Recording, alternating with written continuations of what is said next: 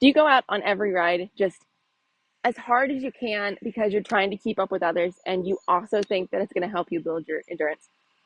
Sorry to say, it's not the most effective way. It's also not the most fun way.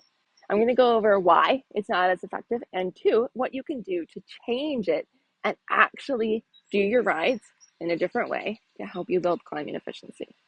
So first off, why is it not as good? One, you are going hard.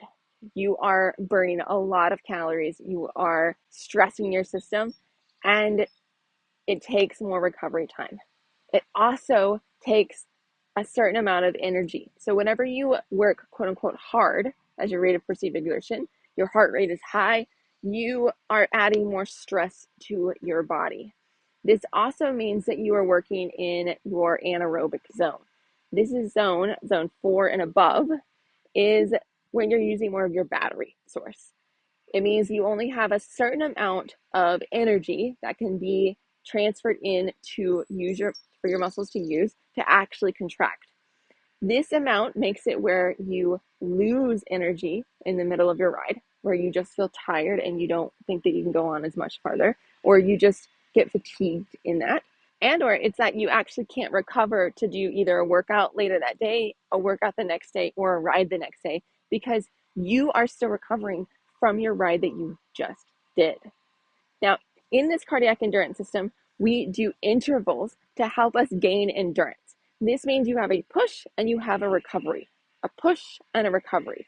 If you are just trying to go as hard as you can to keep up with others, to get the climb done, get it over with, and then so you can enjoy the rest of the ride, or if you are doing up and downs, a more pedally ride, this means that you are going to start getting tired in the middle of your ride because we don't have the energy to do that full push. We need that break. We need that push. We need that break. What happens when you don't have that break is that you run out of your battery source. There's no way of replenishing it, and you just tap out. So one of the things that you can do to help you with riding differently, so you don't have that recovery time that's needed, so you don't add so much stress to your actual system, is that you do intervals on your ride. This is where you do your push and then you take a break sooner than what you would think that you would need to.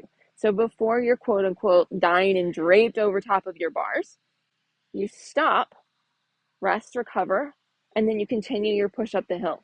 Stop, rest, recover, continue your push up the hill. This may mean that you have to stop more frequently up a climb that you used to stop only once, or you made it to the top and then you felt just done at that time. Do it. Stop more frequently. This makes that part of the ride into an interval. It makes it where you get that recovery and then you can push again. Recovery, push. And it actually helps you gain more endurance that way. The other thing that you can do is that you pace yourself. You actually ride slower. Let me say that again. I want you to ride slower.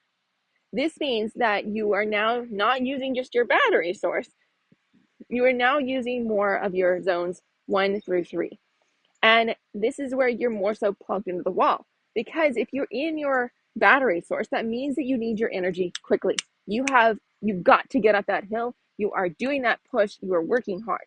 If you are in zones 3 and below, that means you're not working quite as hard. And you can use other sources of energy to make your muscles work. This is your aerobic zone. This actually changes your ride from being that push and that more stressful ride to a base mile ride. It makes it where you can recover faster, makes it even on the ride, and also where you can recover faster after the ride for the next day if you want to ride. And so as you ride slower, that probably means that you need to take less frequent breaks, and you can actually make it up the hill feeling better. Let's talk about like the tortoise and the hare. If you ride up real fast, you have to take more frequent breaks.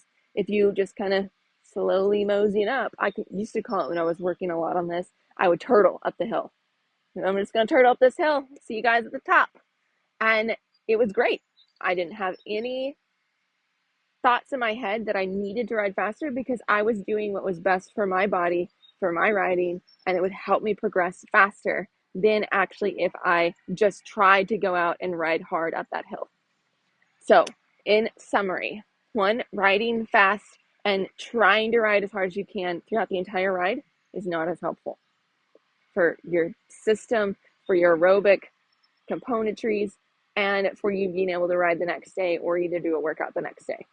What you need to do is do intervals. You either stop frequently or pace yourself down and ride slower. I hope you take these, implement them, and make it happen on the trail. Bye, y'all.